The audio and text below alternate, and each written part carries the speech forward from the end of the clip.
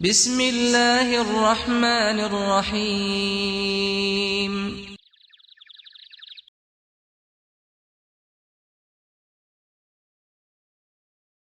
ناظرین السلام علیکم، ایک بار پھر میں حاضر ہوں آپ کے درمیان شب قدر کا عنوان لے کر، اور ہمارے درمیان موجود ہیں سید پیام حیدر رضوی صاحب۔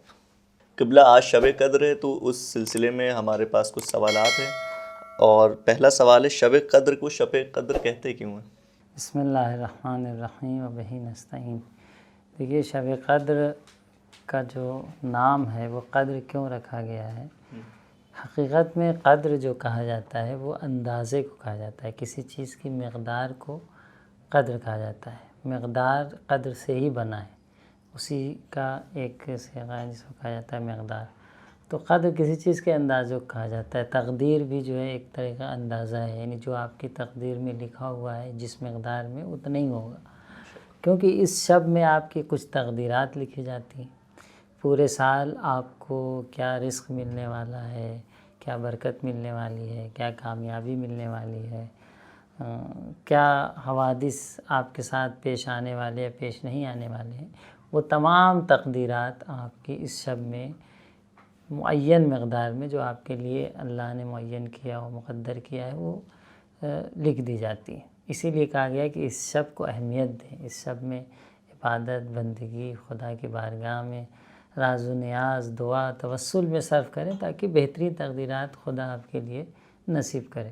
تو قدر جو ہے وہ مقدار سے بنا ہوا ہے، یعنی مقدار قدر سے بنا ہوا ہے۔ اس کا معنی یہی ہے کہ یعنی کوئی چیز مقدار معین مقدار میں جو ہوتی ہے اس کو قدر کہا جاتا ہے، کیونکہ تقدیرات لکھی جاتی ہیں، اس لیے اس شب کو شب قدر کہا جاتا ہے۔ آغاز شب قدر کے ہی سلسلے میں ایک اور سوال ہے، شب قدر میں ہمیں کیا اعمال انجام دینے چاہیے؟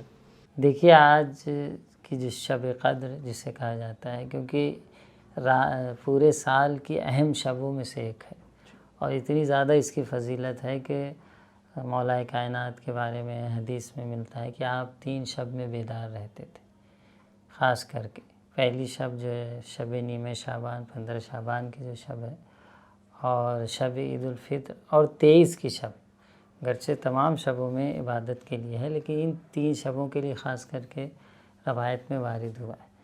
تو اس شب میں خود بیدار رہنا بھی عبادت ہے، اور بیدار رہنے کے ساتھ ساتھ ایسا نہیں کہ صرف ہم بیدار رہیں اور کسی ایسے کام میں اپنا وقت صرف کریں جو پسندیدہ نہیں، بلکہ اللہ کی عبادت، اس سے راز و نیاز، اس سے کچھ مانگیں، کیونکہ شب قدر ہے۔ جو ہم اعمال کرتے ہیں قرآن سر پہ رکھ کے، اس میں ہم 14 معصومین کا واسطہ دیتے ہیں، ایک کا نام لے کے واسطہ دیتے ہیں، تو ان سے ہماری تقدیرات بہتر لکھی جائیں گی۔ راوی نے کسی نے سوال کیا امام سے کہ 3 شبوں میں کیوں بیان کیا گیا ہے؟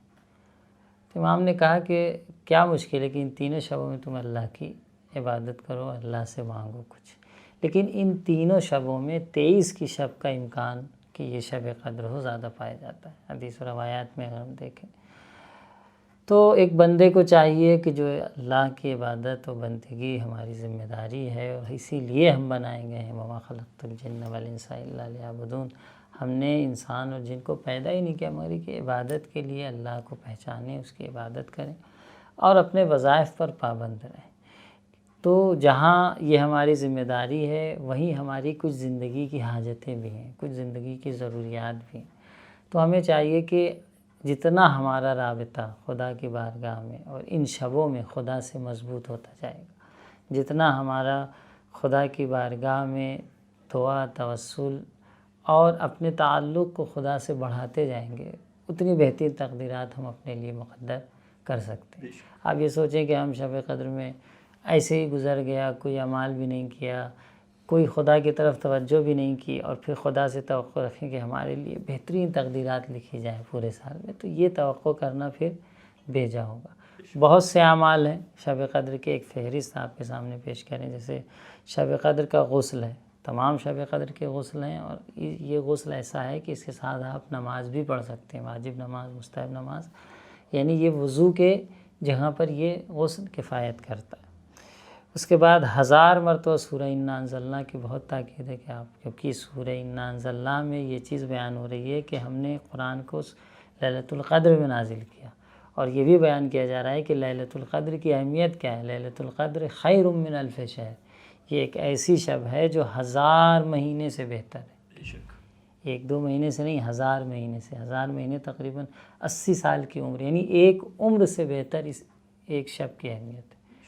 ایک عمر سے زیادہ اہمیت اس ایک شب کی ہے. تو اگر اس ایک شب کو آپ نے اس انداز سے درک کر لیا اور سمجھ لیا اور اس پر جو ہے پابند ہوئے کہ جو ذمہ داریاں، جو اعمال وظائف دیے گئے ہیں اور اس کی برکتوں کا آپ نے لیا، اس کو آپ نے ضائع نہیں کیا، تو یقیناً اس کے فائدے آپ کی زندگی میں ظاہر ہوں گے. تو سورہ انا انزلنا کی پڑھنے کی کافی تاکید ہے.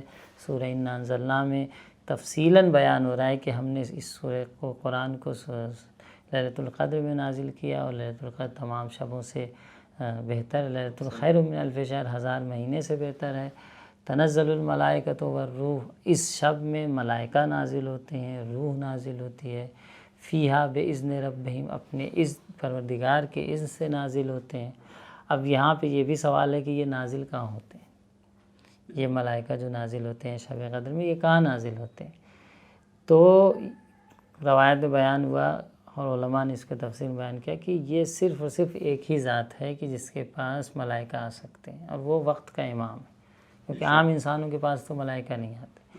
وقت کا امام ہے، معصوم ہے، جس کے اوپر ملائکہ اور روح کہاں تک؟ اذان صبح تک نازل ہوتے رہتے ہیں. تو وہ کیا لے کے آتے ہیں؟ وہ ہماری تقدیرات لے کر آتے ہیں. ہمارے لیے کیا لکھا جا رہا ہے اور ہم اپنے لیے کیا مانگ رہے ہیں اور کیا خود ذات کی طرف سے ہمیں عنایت ہو رہی ہے، اس کی طرف ہمیں توجہ ہونا چاہیے. تو اس کو صرف ایک رسم نہ سمجھیں کہ بھائی ایک رسم ہے اور چلی آ رہی ہے کہ شب قدر میں اعمال کرنے ہیں. پتہ چلا آپ اعمال کر رہے ہیں اور اعمال میں آپ کا ذہن کہیں اور ہے. دلی توجہ خدا اور اہل بیت کی طرف ہونا اس شب میں بہت ضروری ہے. کبھی کبھی ہمارا بدن تو حاضر ہوتا ہے بظاہر، کیونکہ 10-20 جو ہمارے معاشرے میں جوان ہیں، اگر تو جوانوں کے ساتھ بڑے ہیں تو بڑوں کے ساتھ یہ بھائی آج شب قدر ہے، اعمال انجام دینا ہے، لیکن دلی کوئی توجہ نہیں ہے. تو یقیناً پھر اس میں روح ہے شب قدر کو در کرنے کی جو ہونی چاہیے، جو ہماری توجہ ہونی چاہیے. اگر وہ نہیں ہے تو پھر گویا ہم نے شب قدر کو نظر انداز کیا اور اس طریقے سے درک نہیں کیا جس طریقے سے درک کرنا چاہیے. تو اس شب کی اہمیت کو سمجھیں. اعمال میں سے جو ہم نے آپ کے سامنے پیش کیا، غسل ہے، 1000 مرتبہ انا انزلنا ہے، دعائے فرج پڑھیں، امام کے ظہور کے لیے دعا پڑھیں، اللہم کل ولیک کی دعا پڑھیں. پھر اس کے بعد ایک دوسری دعا ہے اللہم امدد لی فی عمری، یہ دعا مفاتیح الجنان میں موجود ہے. اس دعا کو پڑھنے کی تاکید ہے. زیارت امام حسین، 100 رکعت نماز پڑھنا، جو کہ ہم قضاء عمری کے عنوان سے پڑھتے ہیں، اگرچہ وہ 2 رکعت مستحب ہے، لیکن جن لوگوں کی قضا نماز ہے وہ قضاء عمری کے عنوان سے پڑھتے ہیں. اور آخر میں ایک دعا ہے کہ سورہ انا انزلنا فی لیلۃ القدر پڑھنے کے بعد قرآن کو سر پہ لینے والا جو عمل ہے اس کو ہم انجام دیں، خشوع و خضوع اور خلوص نیت کے ساتھ خدا کی طرف متوجہ ہو کے اس عمل کو انجام دیں. یقیناً آج کی شب ہمارے لیے ان تمام مقدرات کو خدا ہمارے لیے لکھے جو ہم خدا سے چاہتے ہیں، بلکہ اس سے بہتر لکھے جو ہم چاہتے ہیں، جو ہمارے لیے مصلحت ہے. تو اس شب کی عظمت و اہمیت کو سمجھنے کی ضرورت ہے. بہت سے لوگوں نے یہ مثلا سوال بھی کیا اور پوچھا بھی ہے کہ آج کی جو شب ہے، شب قدر ہے، تو ہمیں کون سی دعا کرنی چاہیے، کون سی دعا ہم خدا کی بارگاہ میں مانگیں. تو سب سے پہلی دعا اگر ہم سفارش کریں اپنے ناظرین کو، سب سے پہلی اور اہم دعا یہ ہے کہ خدا سے یہ دعا مانگیں کہ ہمیں عاقبت بخیر کرے، ہم جب اس دنیا سے جائیں تو سرخرو رہیں اور ہماری عاقبت آباد ہو. سب سے پہلی دعا ہماری یہی ہونی چاہیے. اس کے ساتھ ساتھ دنیا کے لیے جو خدا سے ہم مانگنا چاہیں مانگ سکتے ہیں، اس میں کوئی حرج نہیں ہے، تمام تر دنیاوی حاجتوں کو، کیونکہ یہ تقدیر کی شب ہے اور اس سے اہم شب پوری رات میں، پورے سال میں ہمارے یہاں نہیں پائی جاتی ہے. قبلہ، آپ نے سارے سوالوں کے بہت مطمئن جواب دیے. مسلسل یہ سیریز چلتی آ رہی تھی بہار رمضان، اور آپ کو ہماری اور ہماری ٹیم گراف ایجنسی کی طرف سے بھی بہت بہت شکریہ. تو ناظرین، قبلہ نے ہمارے سارے سوالوں کے بہت مطمئن جواب دیے. انشاءاللہ آگے بھی سیریز آتی رہے گی. تب تک کے لیے خدا حافظ.